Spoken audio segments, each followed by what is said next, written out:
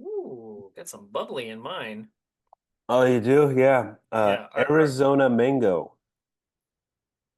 not alcoholic still? No, no. This Oh, would okay. this would go Well, I don't coochie. care about that. And it was St. Patty's Day.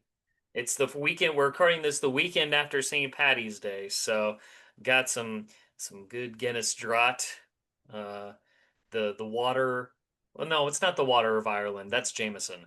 Uh, Arguably Jameson. No, I'm sure an it's actual Irish person would argue that they're better whiskeys, you know and what? I Uh, who am I to argue?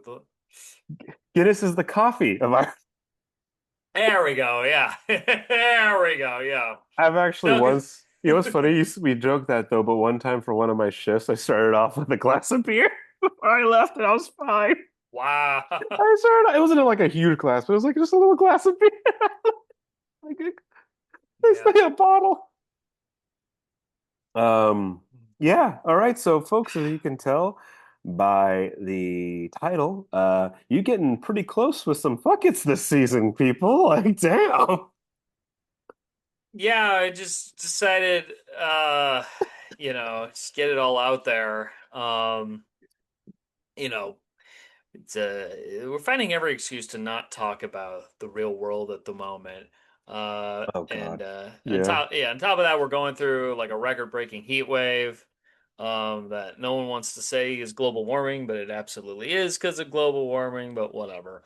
And at time Uh, of recording, sadly, the legend himself has gone somewhere else for his travels. Chuck Norris has passed away, folks, at time of recording here on this March 20th.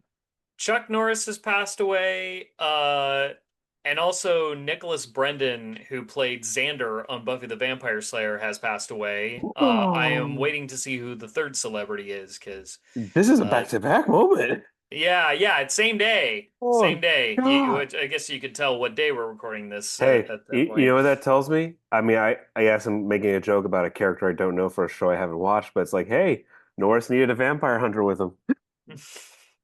That's a hey, wouldn't that be an epic movie if that was like I don't know if it happened, but if it did with the Chuck Norris movie, it's him hunting vampires with Van Helsing. Uh, And hey, anyway. when the vampires suck, his blood, they like they die. Yeah. Nah, the Nicholas Brendan one is just really sad. He's like Of course. 54, How'd he pass? and he said the only word is that he passed from his sleep through natural causes. Um, I know, Natural, and that's I what they know he had some for. problems in his personal life over the past few years and stuff like that. But Mhm. you always hate it. You always hate that, like, you know someone was going through some hard times before they die prematurely. Yeah. Uh, Yes, well, rest in peace to both gentlemen, each with their own fandom that'll last the test of both time. TV stars. Yeah. So, speaking of TV, before Hmm. we jump into our conversation of talking about TV shows, I was laughing my butt off because the show I'm talking about, its season end, your show, you're talking about its season end. Hmm. This show We're was talking for its, about very current things. We're yeah, not talking I about could like think, old and childhood favorites or no, anything. no, no, no, no. These are current shows. But the show I was watching ended its season with just two episodes. Ted ended its second season, but it's the finale. There's no more. They're done. And it's a bummer because, dude, if you get a chance, watch this season. It is I'm pissing my pants laughing. Some of this it's like not it's obviously Ted, if anyone knows, is an actual like live action bear amongst us in the world, and it's voiced by Seth MacFarlane, so it sounds like Peter Griffin coming out of a teddy bear. But it's the dialogue, it's hilarious because it's set in the 90s, and there was this one scene that killed me because they're at a family dinner, and Ted looks to the cousin of the show, and she's like, "Hey, I got a question for you, if you don't mind." She's like, "Oh, okay, what's your question?" So you're gay now, right? Ted, I'm bi. There's a difference, right? Sorry, I'm not talking about that. I'm talking about the wording. What do you mean the wording? Like, why do you guys get a phobia and everyone else gets an ism? And she's like, "What the hell are you talking about?" Well, an ism, like okay, racism, Yep. classism, sexism. You guys get a phobia. That makes no sense. TED is for people who have an irrational fear and hatred for the gays. It's like, no, no, no. The fear part. What? What? Okay, Jeff Daniels in arachnophobia. He was afraid the spiders were going to kill him. He wasn't afraid that the spiders were going to, infiltrate a school and teach kids how to be spiders. Yeah, it's like you don't say Judeophobia, you say anti-Semitism. Yeah, hey, but like kind of what you're saying, how current the whole isms and everything in like that Mhm. show. And I think I've heard people make that joke. Like a lot of gay comedians have made that joke before of like, why are we a phobia, but everyone else gets an ism? and then Ted ends the scene like, I'm not just sitting around with you guys eating cheeseburgers, going like, oh my god, gay guy, and he just runs off, like literally runs out of the house as the gag. So that was funny. But yeah, that just made me laugh because we're talking about current seasons ending. You will be telling me and the audience Mhm. about the first the series premiere for The Night of the Seven Kingdoms. Please tell us about that. Yeah, Night of the Seven Kingdoms is the latest entry in HBO's Game of Thrones TV universe. It's created by George R. R. Martin, who obviously created the whole fucking shebang, Song of Ice and Fire, along Yep. with Ira Parker, who's the one actually writing the show. Um, it's based on, from what I understand, a series of novellas that George R. R. Martin wrote, Yes. set in that universe, known as the Tales of Duncan Egg. Um, Dunkin' egg. First and foremost, I would say I'm just gonna come out and say if you're interested in watching this show, I would highly recommend you watch the entire first season in one sitting. That's going to be pretty I long though, isn't it? That's It's like, only well, that's the bright side. There's only 6 episodes, and they're each about a half hour long. So just allot wait, yourself a what? day to That's, watch like a Lord of the Rings movie, and instead watch the entire season in one sitting. I'd recommend that because I'll be real, like this show does the thing that I've complained about before is the whole like we're writing the entire season like it's a movie. I'll forgive A Night of the Seven Kingdoms and the fact that it's short and that and that if no, you were to like you short could of that. theoretically edit this and make it a feature film. Wow, okay. Yeah. You That think it should have been just HBO exclusive movies just by saying that? uh who knows? But I'll tell you this, like the first 3 episodes was like, okay, this is kind of not a lot happening. And then in the episode end of episode 3, it was like, oh, now we have a plot. Like the first 3 episodes are basically just set up. Okay, Sorry, I'll get to the point. no, that's funny because it's funny. It's 6 episodes. It's like a novella for TV. And they're Yeah, yeah, and they're 30 exactly. minutes each. When you said six, I'm like, oh, it must be over 6 hours. No, Tom, it's under six. Just about, yeah, it's under 6 hours, yeah. So you'll have time to just do it in one sitting, and I think it's the best way to enjoy it. All right, let's do it. So this is a different beast than Game of Thrones and House of the Dragon. This is not about feudal lords and monarchs vying for power and territory. It's not that. This is like an everyman story, like a slice of Mhm. life tale. You follow this character named Sir Duncan the Tall, played by Peter Claffey, who actually let me look this up. Look him up real, 1 second. Where is he? Oh, he's from County Galway. Okay, all right. He's aggressively Irish. Also, apparently, I'm a year older than him. Oh, he does not God, look good. I He gotta does have to not look good grapple. though. I have to grapple with that.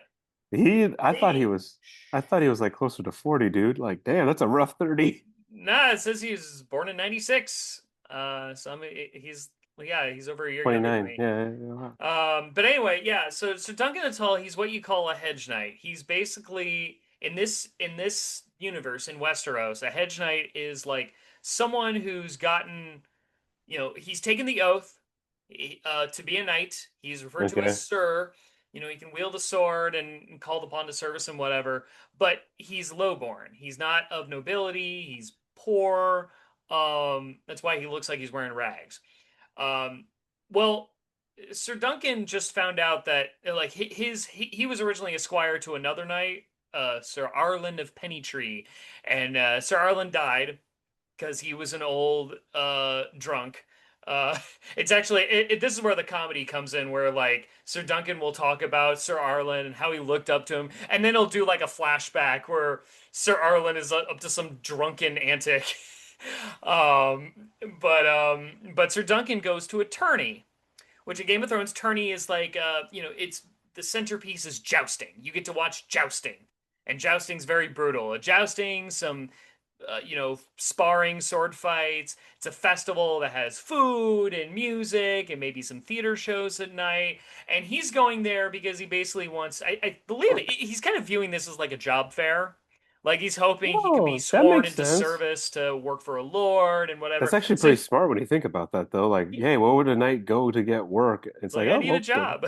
go to the Uh, fair. so he's going to all these lords that Sir Arlen told about, that Sir Arlen said I fought beside, and you kind of wonder sometimes, like, is Sir Arlen telling, was Arlen telling tall tales to him, or is he just simply drunk? But he goes to all these lords, just like, my lord, I was the squire to Sir Arlen. He told me stories about how he fought alongside you in the battle of such and such, and then all the lords are like. I never heard of him. Fuck off. And then he has to go through that. Well, along the way, he runs into this. You think he's a stable boy, and he goes by the name Egg. Now, Egg is short for something, but I'm not going to spoil that. That's a big reveal. Ah, for He's those who don't know. and it makes sense that he's called Egg because he's a pasty white boy that's bald. So his face looks like his head looks like an egg. Um, and this kid is way smarter than his station suggests. He is giving Duncan advice, kind of like, like, I know all this stuff. You have to make me your squire. Like this kid really wants to get away from something. Yeah, he's just It's trying to, like, I yeah. want to be your squire. I can show you the ropes and show you how to be a real knight. I can show you the world. um, I hope Essendon and, makes a joke about that. yeah, yeah, and the show kind of operates like a very dry and yet far more violent version of A Knight's Tale. So that, Which I yeah, know you you know don't what? like that movie, so I don't know if that No. comparison helps. Well, I get the sense of really going to the attorney for a job, going to the attorney Hmm. because of knighthood. That's what the last night was. The Yeah, Knight's Tale starring Heath Ledger Heath and Ledger. Thank you. And that's what I kind of got too, because actually I know about this novella. There's a YouTuber called Alt X who did mm, like 4 episodes because there's only I think 4 novellas out at the moment. So yeah, no, all this makes sense. Like I mean I that was what I got after what you were telling me throughout the season run. It was yeah, like, hey, this is a different vibe. So I'm like, all right, I noticed some like just odd dudage. Like that's the thing, like, the best way yeah. to call it. It's just odd, like in a good way. It's like odd dudage. I'm like, all right. So okay, so he's at the tourney. The kid is the secret about the kid. And the first three episodes are basically kind of all set up and world building. I mean, he runs into the most fun character is Sir Lionel Baratheon. Um, Yeah, yeah, Baratheon, dudage. the It's dudage. Sir Lionel the Laughing Storm, as he's nicknamed, That and makes he's sense. like, yeah, oh yeah, he's like the life of the party, always like cracking jokes and pranks, and I kind of wonder if he's supposed to be gay. He just has like he just has like not like effeminate vibes, but just kind of like, He likes you dudes. know, yeah, yeah, just I get that sense from him. Like he's fun. I love when he's on screen. But yeah, the first three episodes is just kind of exploring this world of the tourney, and not a whole lot happens until the end of episode three, where so like beforehand, Sir Duncan meets this girl, pretty girl who runs like the vaudeville theater at the Uh, tourney, and they're putting on a show, and it's about Cabaret. I think it's depicting like a historic battle or like a legend or whatever, but it involves a dragon getting killed. Now I want you to note this takes place definitely before Game of Thrones, but after House of the Dragon, to the point where all the dragons are gone. Yeah, because House of the Dragon is 165 years, if I remember from the show House of the Dragon, and then this is after, like this is closer Yeah, to. I think this is like a generation after that. And yeah, it is Um, because well, the kid when you find out his bloodline lets you know the timeline. yeah, yeah. And Okay, yeah, so I yeah, know and that. so and there's Actually, Targaryens I like that, but there's no dragon. I like that because I think Game of Thrones, like Star Wars for the Skywalkers, Game of Thrones needs to get away from the dragons a bit. Actually, I think. yeah. Yeah, yeah, it's like Game of Okay, Thrones is stronger the less like magic shit there is. well, Um human magic is cool. It's the mythical creature magic. yeah, yeah. So like and there are Targaryens at this tourney. Mhm. It's like there's like the prince like the current like, like heir prince is there a lot and the hand of the king who's also a member of the family, also a Targaryen, although he doesn't look as like sickly white with hair as white, but he's cool. But the little shit prince, he's present when this performance is being done, and he loses his mind, and he's about to commit extrajudicial punishment on this woman that Dunk likes, and Dunk intervenes, just like socks out the prince, because he remembers his oath, and part of his oath is, in the name of the mother, I will protect the innocent. But he punched a prince. That is like a fate that's like punishable by death. So to get out of it, Duncan is like, I want trial by combat. And then this prince is like, okay, but we're going to do it a very archaic method. Call it trial of the seven. So I'm going to get six Mhm. champions. You get six champions. Because I don't want to face you head on. Hey, this is And the and then it's hey like, oh, Travis. we have a plot now.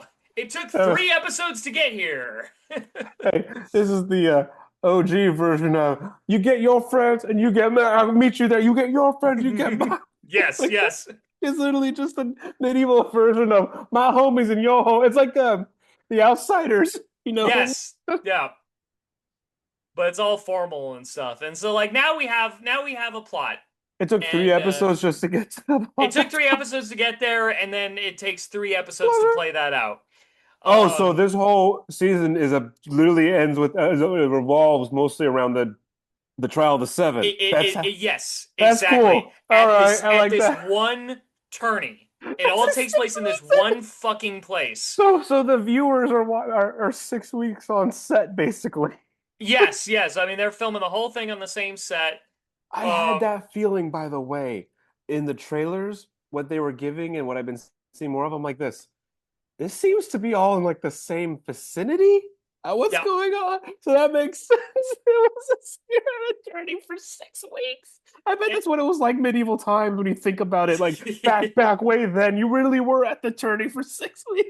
Well, I doubt they were there at the tourney for 6 weeks, but we were. That was my gripe, and that's why I say no, no, just That watch makes this in so one much sense. day. That makes so much sense. It's literally a director's cut of a movie. Yeah, which I wouldn't mind seeing. Hey, Tougher Grace, get on that, just like you did with the Star Wars prequels. I love that. Oh, um, hey, move over, Francis. This is the real director's cut. This is the so Redux. So, it's so funny because TV's changed so much. They're literally giving us 6 hour movies. Might as Not well even get it. 6 hours. That's 3.5 at best. It's okay. That makes it worse. Sorry. These are 3.5 hour movies. These are 3.5 hours. That literally could have been a 2 hour, 10 minute movie. I And then they know. I mean, it wasn't. It's not terrible. It's a fine they little tricked you watch. into watching a movie for a month. That's what. Oh God, that's what modern television is, though.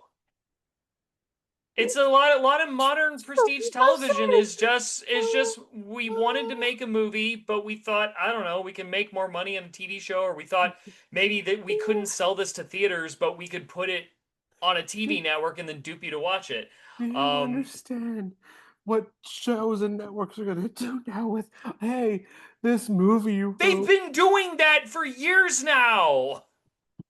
and it's more Netflix has oh, been doing that forever. But anyway, no, it wasn't. Despite my whinging, despite despite my whinging, no, this is all right. It was fine. It was fine. It wasn't terrible. It was a nice open and shut story, and they're making another season. I'm gonna guess the next season's all gonna take place in one location, I which think it hopefully it'll does come out have, in a timely manner.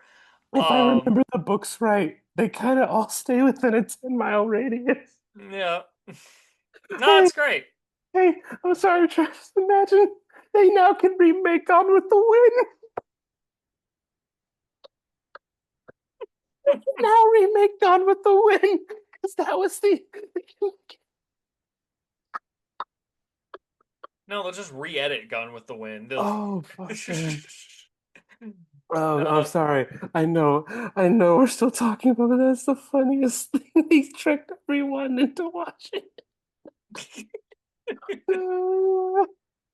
but anyway, that's So it's it got it's pretty renewed. So it good. got renewed. It's not. I don't know how much this is gonna stick with me. I mean, but I didn't hate it. I wasn't bored. Well, I was bored watching it on a weekly basis. But when the next season comes out, I'm just gonna wait till all 6 episodes get released, and then I'm gonna Hey, reserve a Saturday. I'm gonna watch the whole thing, and then probably jump on a recording with you. hey, you know how people we knew who are like, oh, I can watch, 5 movies in a day to like it takes me 2 weeks to watch one movie, so I watch it at home. Remember how those people started coming up through into high school and Yep. college? Mm-hmm. One of the producers was probably one of those people who got tired of being made fun of for that. And so they got everyone like, fuck you. Now you live my life. It's probably like fucking whole network executives that were that kid in high And they school. were tired of being made fun of. So they said, Mm-hmm. fuck you guys. You're gonna fucking do what we do, and you're gonna like uh, it. well, yeah, So it got renewed for a second season, so it is it, happening. yeah, yeah, it's fine. I feel like I'll remember what happened in I don't know. Like right now, like it was kind of like it was just like one of the things I was watching compared to like because like Starfleet Academy was on at the same time and The Pit was on at the same time. Oh, I think we Though need to talk about the pit later because of, we talked about it. It's like we were thinking, hey, what are you gonna do this season? yeah, All right. I've been So watching it. I don't know about you. I just haven't had the chance. Okay.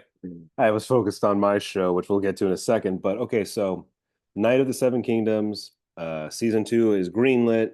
Do you recommend? You said if you watch it, you got to do it in a day. That's the only way, and it's not that long. You're right; it's just 3.5 Yeah, hours. You can I get that think done that's the best way to enjoy it. on your day off. And Your and day I off. think you wouldn't if you're already into this whole if you're into this whole Game of Thrones thing anyway, then yeah, absolutely, I would recommend it. If you're Okay. not, it's a nice little standalone tale. I just feel like there's aspects of it that you would appreciate more if you've seen the Game of Thrones, especially the violence. Like Mm-hmm. it has Oh, this it's like wild. off, it has this like more lighthearted tone, but the vulgarity and especially the gore, like because when the trial of the seven happens, they don't hold back on that at all. No. Like this is not a family show, and there are some flashbacks. There's like one scene where Sir Arlen is like buck naked, and you see his cock, and he's no,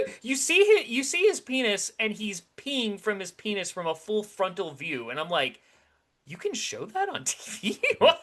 I thought they had rules again. I thought that was like the one thing you couldn't. Whatever.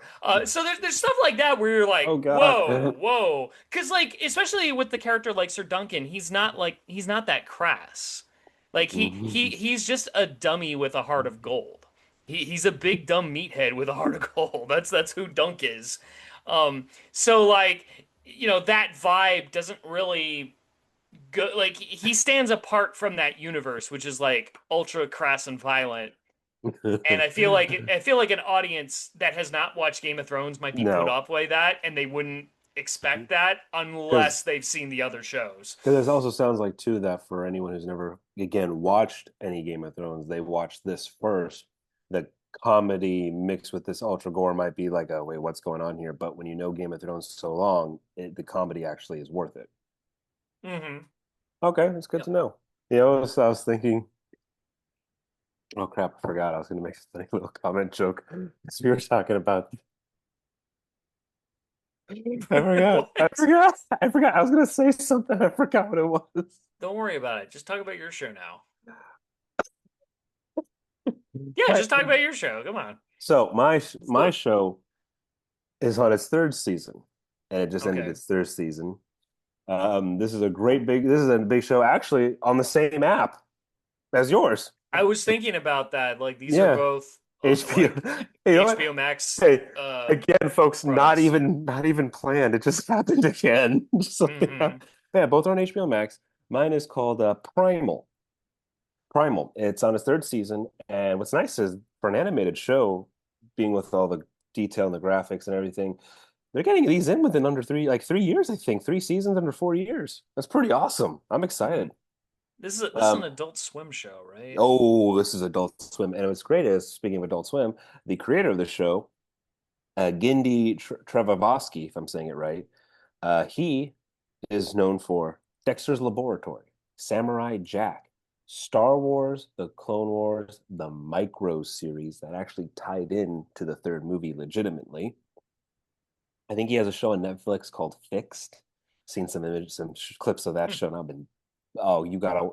I'm gonna send you some stuff. You're gonna react. I know you. You're gonna react. Yendi But Tartakovsky, that's his name. Tartakovsky, thank you. So, oh, Powerpuff Girls. So big game in animation, specifically Cartoon Network and Adult Swim, Samurai Jack specifically, and Clone Wars leading into it. God, that brought me back to late '90s, early 2000s Cartoon Network. That was golden stuff. This show's called Primal. It's on Adult Swim, and it's very much like Travis is saying, not a kid show. This is adult animation for sure. If you think King of the Hill, it gets a little adult. This is way above that. It's like a caveman, right?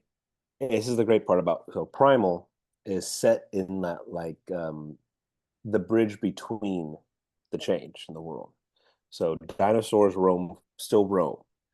Um, the prehistoric beasts like saber-toothed tigers, woolly mammoths, the crocodiles are the size of two houses, snakes as long as a street, where these big animals existed, and cavemen were coming out of it, like basically at the end of their time. Because actually that plays into a fact because later on through the show, like I said, this is season three. The bulk of the first season and a bit of the second is him crossing over and meeting physically the next stage in man's evolution. So the show rolls around Spear and Fang. Spear is a caveman with a spear. Fang is a subspecies of Tyrannosaurus Rex with one large tooth. Hmm. They meet through tragedy. I won't give that away because that's the point of the first episode, and they become their own pair, their own pack. A male caveman and a female dinosaur, and that actually plays into a factor, not in a weird, disgusting way, but actually plays with the symbiosis of the relationship. That he's a male caveman, she's a female dinosaur. So they travel through basically the land of the lost, but just not your grandfather's land of the lost or your dad's. It's very gory. It's very much detailed gore, kind of like the way we've talked about how the pit is and shows post Game of Thrones, referencing back to what we just Yeah, talked about, post but Game of it's Thrones, animated. where it's animated, but it's atomically correct animation gore. And so season three for me, Travis, I've talked about the show actually every season it came out. Like I love this show. You do love the show, I love yes. this show. And what's interesting is I'm not a fan of their third season. Ooh, Not a fan at all. So the first two disappointed. seasons are awesome. I think the first season is groundbreaking animation that puts everyone for a run for its money.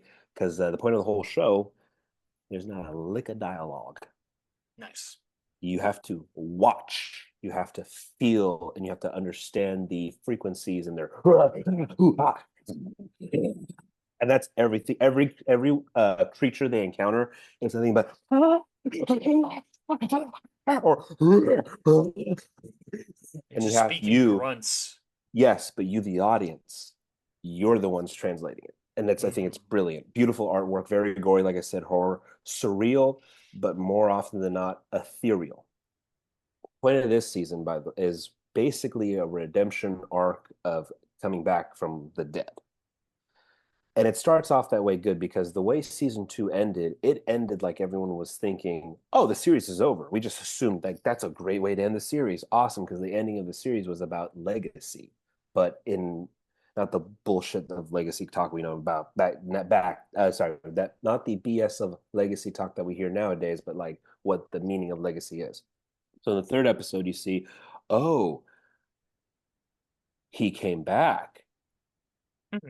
Okay. And when I was watching it, obviously you're like, okay, this is between season two and three. Cool. Wonder what's going on.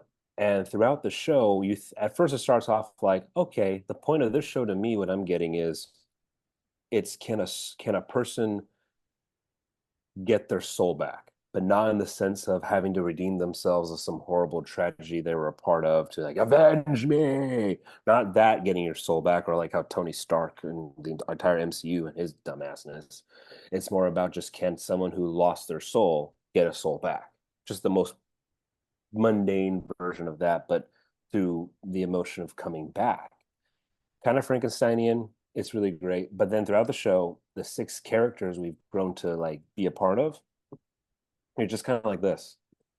Wait, the way season two ended, I know what happens to five out of the six. So why do I'm never going to feel like worried about these characters in this brutal primordial world. Ah, Because the point of ooh. Primal is no one's safe. It's actually almost like Game of Thrones on steroids. Like you just die that day. Everyone dies. Everyone gets ripped apart in brutal, horrific, just and like all that. So this season, five out of six characters get into a good number of situations of like, oh my God, are they gonna make it? It's behind you. Go for it.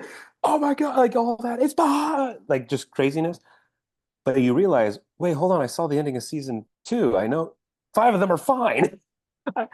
Stop putting him in these situations. Like, I feel the character who came back, you're more like, what's going to happen to him? What's going to happen to this character? But for everyone else, you're like this. No, I'm not. I'm not actually like concerned during your ambush attack of 7 foot tall pigs eating your family, eating your village. Like, and that's, by the way, when I say that, that's the show, by the way, you get to see ridiculous prehistoric imaginings of like the woolly mammoth, crocodiles the size of houses. Oh, there's some old, old like Irish magic in one, like Celtic, Nordic, old school magic in this one episode. That's really awesome. But when the characters are in these situations of just animalistic survival, you're just like, but oh, I saw you. I don't care. I saw you. So that was the problem with the show. And that's what my, but here's the thing why, because we talked about this leading up to this. This is why I wanted your opinion, because I've fell for this before. We actually have all felled for this writing style setup where we actually know the ending already due to previous works, Hmm. yet somehow but we'll get invested somehow to be like, oh, is what's going to happen? Are they going to win or make it? But we know because look at Rogue One, Yeah. groundbreaking blockbuster movie. We actually all knew going in, oh, these seven main characters in the show, in this movie, they're actually going to die probably because we never hear about them in the trilogies, in the original trilogy and sequel trilogy. We Yeah. all knew they were going to die, but I think I can say for everyone who went to see Rogue One, every death was like, oh God, like no, what? Oh, like, we actually remember we felt every death, even the Hmm. robot. I mean, Yeah. I know it's Alan Tudyk, so he can make anyone cry. Well, it sound. I mean, it's kind of I think of shows like Lost and like Okay. This Is Us. Shows that have like flashback narratives, where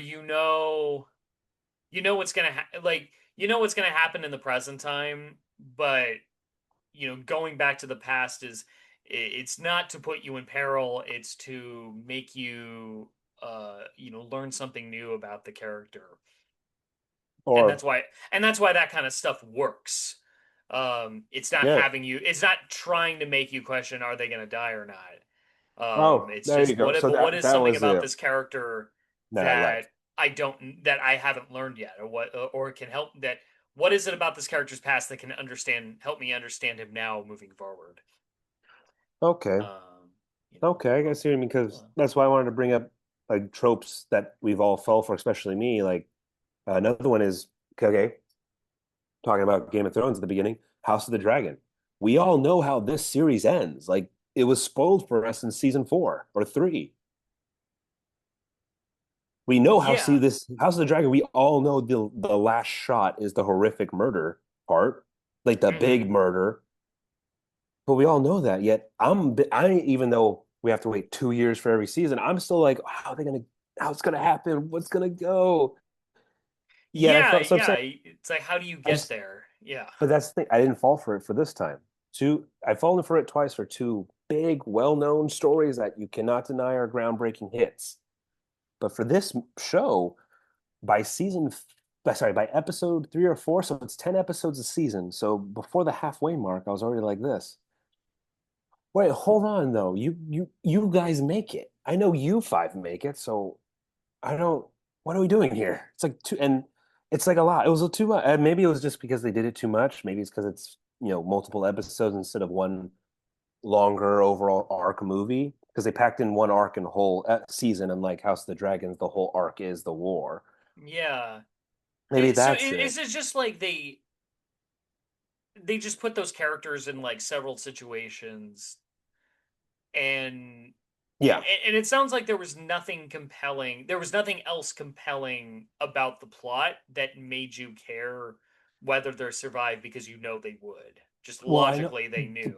the plot of again, can a soul be regained after losing it? And it's not in like you lost your soul for some evil, horrific act. No, the whole that concept just was can a soul be reclaimed?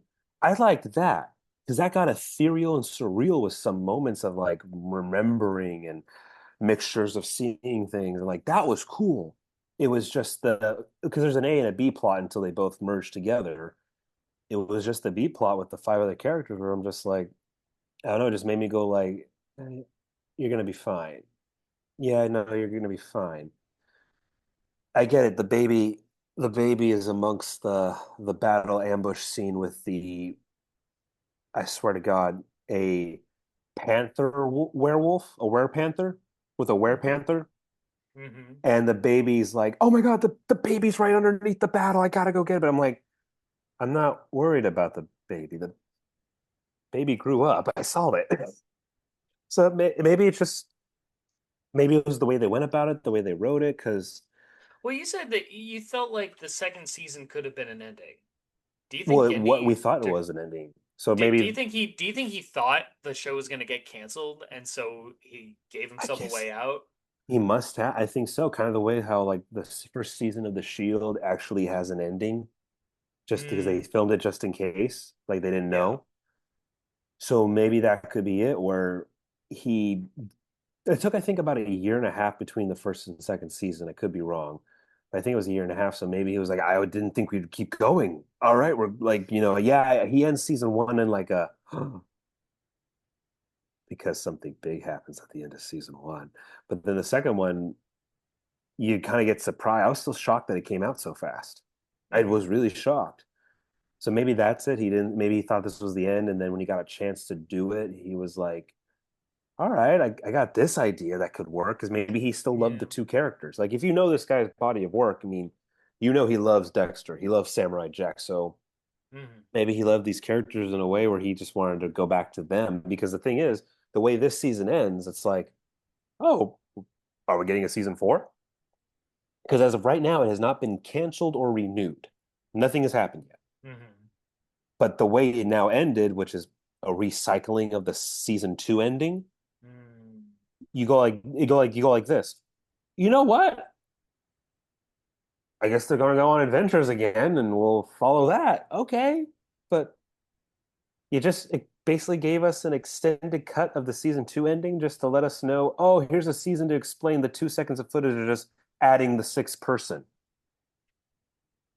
I don't know. Like I said, I was just a little upset with this season. I am going to keep watching though. When season four hopefully comes out, I think I'll have that feeling I did with Mayans. Like I didn't care for season three, but season four, like, oh my God, it paid up for it. Travis had paid up for it. Season four of Mayans is amazing. So now I'm thinking like, Hmm. okay, if that's gonna happen, I'll be happy. I'll be happy if I can say like, hey, the fourth season made up for it.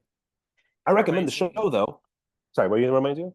Oh, it's just like I think about like Babylon 5 had a similar situation where like the creator thought the fourth season was going to be the end. And so Mm-hmm. he shot the series finale as part of season four's production, but then a different network picked it up for a fifth season. Um, So he actually for the fourth season, he like accelerated a lot of kind of cut the fat of what his 5 year plan was going to be and was like, we're just going to accelerate these last two conflicts, cram it all into these 22 episodes. And then season five is basically like an epilogue because it was like, oh, now I can do the unused ideas that hey, I was gonna seep in here, which is why people are kind of mixed on season five. But it is some really good standalone episodes. he But had a what steak. Sorry, he had a steak. He cut the fat off, and he's like, "Hey, you can still make butter, people." it's exactly what he did. It's essentially what he did. He just That's didn't have enough meat to hilarious. put the butter on. He made But his yeah, own so tallow. so what he did was like but he had already filmed the series finale. So what he did is he basically just put that on a in a drawer. And then the first episode in the season five order, he made that like the new season four finale, and it was like this crazy like flash forward episode where you're like seeing vignettes in Mm-hmm. different segments several like centuries, let alone millennia in the future to see how the events of the show reverberated. Mm-hmm. And which a lot of people at the time thought like, oh, is this the end, is this the finale? But it turned out like no, it was just a placeholder. It was just like something he came up with out of his mind. It's J. a, Miles Straczynski is like, you know, like some yeah, it was like a little series of vignettes. And then he held good. the series finale to be like the actual conclusion to season five. And it's like, all right, now I can put this here. Okay. And the other thing, I recommend the show. I keep recommending it to you. I want you to watch it, but I recommend everyone watch the show because it's a hell of an experience where the whole this is an American production on HBO Max. Well, it's was still Warner, Yeah. but it's a For now, it's still Warner. but it's a big production of a primordial world where savagery was not the law of the land, but the doctrine. It's the first two seasons are fantastic. You'll love the second season. I know you and Denise, just for how they predict like this Irish Nordic, like the first, um, not even recordings, but just thought processes of it. Like how you're like, whoa, I didn't know there was Celtic dark magic. Like it's old school shit, dude. There's a there's a point where when dialogue actually starts to trickle in, it's apparently, and I looked it up, it's the first, it's like you know how there's like regular English and proper English that they speak Yes. since the 1400s, like the Crown, how they speak. You have like modern Arabic with proper Arabic. Yeah, like Jesus Christ, the Passion of the Christ kind of feel of like, was this how this language sounded? Like a language that Yeah. no one alive has ever heard. Yeah. Yeah, he does that with Arabic, and it's fantastic. It's beautiful. The first season is definitely yes. There's the story of bond through tragedy, but it's episodic. Like these almost except for the episode 10, but you can actually mix up the other episodes, and it's like you would still get the same season. You really would get the same season to a degree. You would. It's episodic feeling though, with little bits of tying in, and the second one is just one long arc, and it's great. It's fantastic. This it's almost like fan fiction history, but not with the whole like, oh, that'd be great if General Patton met General George Washington. How cool would that be, bro? Oh my God, imagine if like the samurai and the mafia like worked together. No, it's like, hey, what if like dinosaurs kind of survived? Because by Yeah. the time the comic hit, by the time the asteroid hit, Pangea was all getting close to what we have today. Maybe it Hmm. was more just like, dude, what if like, there was an island where like maybe like as big as Australia, the size of this continent that they're on, which just feels like a big drop. The first season's like you think you're on the whole world, but it actually ends up to be this island, kind of almost not lost or forgotten by time, like that phrase, more just fell behind. Hmm. So it's not this whole the land of the lost or time forgotten, that concept. It's more of like oh, you know, Yeah. No, no, I it's like, Madagascar is, the last one to get Wi-Fi. Like that kind oh. of concept. Like they're just behind a little bit, but it's there. Hmm. Like the way people say, like, oh, there's this famous picture of a Confederate soldier, sorry, a Civil War veteran, the Spanish American War veteran, World War One, and a World War Two veteran. There was a time where all they took a picture of all four generations of men from those wars, Wow. not connected by blood, but just the last survivors of not the last survivors, because sorry, this picture was taken after World War II, but the showing you the veterans, and that was a real Yeah. depiction from the Civil War all the way to World War II. That's insane. So it's Yeah. like that. It's just, oh, a guy who stormed the beaches of Iwo Jima could have had a conversation with the guy who survived Gettysburg. Hmm. That's the concept of this show, with time and animals and man and beast, and the still almost like the whole there was when it's the line of there because of one episode when magic still was real. Ooh. Yeah, there's moments of that. Like I said, very ethereal, very violent and gory. I think I sent you a clip once, like long ago, like at the Hmm. beginning of this series, where they're like the ripping of the monkeys and everything. Yeah. It's gory. It's worth it. It's very good sense for the eyes and the ears, and you don't have to talk. And the season two premiere, oh my God, a traversal of the water, and they really should feel you feel like it's a prehistoric ocean. I like it, Nice. so I recommend it. I still All recommend the right. show, just not my favorite season, but I recommend the show still, and you can get caught up still because who knows when season four comes up. And you recommend the second spinoff of Game of Thrones, and Sure. Yeah. I like it. All right. Hey, read the books too, people. The novellas. I think from what I heard, for George R. R. Martin, he has a more fun with this one. He actually has like I think a total of three more novellas out of the. He actually Yeah. wants to make it a 7 book series, and I Maybe he should think finish book six first. Winds no, of there's only Winter. four out. No, no, no, no, no, no, no. No, this novella of Dunk and Egg. Yeah, I don't care. Yeah. Finish Winds of Winter first. Oh, you're talking to George R. R. Martin. Yeah, yeah, yeah, yeah. Finish George R. R. Martin. Yeah, George R. R. Martin. You still got two more books What is it called? It's the Winds of Winter and the Songs of and Summer. A Dream of Spring A Dream is of supposed Spring. to be book seven. Dude, yeah. Okay, you know what? You're right. First of all, read the four novellas that are out, folks, and reread Game of Thrones, but like also to the House of the Dragon book. But yeah, dude, finish Winds of Winter. Like, did you know that in the movie Logan Lucky that came out, I think, in 2015, that there was a prison riot and the inmates had a list of demands, and one of the demands was get George R. R. Martin on the phone and tell him to go to fucking work. He's taking too fucking long with this shit, man. And it's like it's the most stereotypical That joke black still gangster. works. Oh, it does, but it was in Logan Lucky. Yep. It was in Logan Lucky, and they had the most hood-looking Crenshaw dude you could think of going like this. Get that motherfucker on the phone and tell him to hurry up. I know he wrote 60 pages by now. I know this.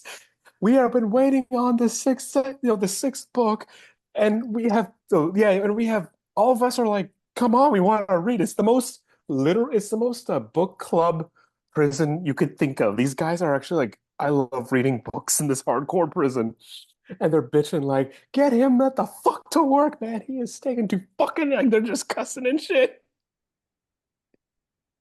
So yeah, please, George R. R. Martin, yeah, finish Winds of Winter. I actually want to read that too, and I want to know about the Song of Spring because I'm curious how it ends. Because please save me from season 8. 77 years old. He's in the bubble. He's in the And bubble. I think the at bit. 4 years, yeah, 4 years ago, he said the book could be bigger than the third book or the Oh fifth book, God, Jesus, dude, the third book's and that's huge. just book six. That's the third book is huge.